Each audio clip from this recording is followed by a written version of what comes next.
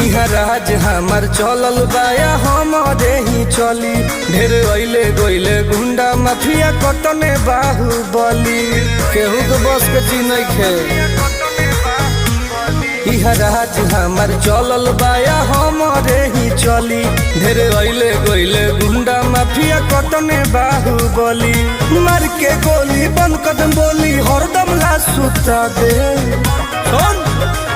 माहौल जवन बदली ओहके दुनिया से उठा दे, माहौल जवन बदली ओहके दुनिया से उठा दे।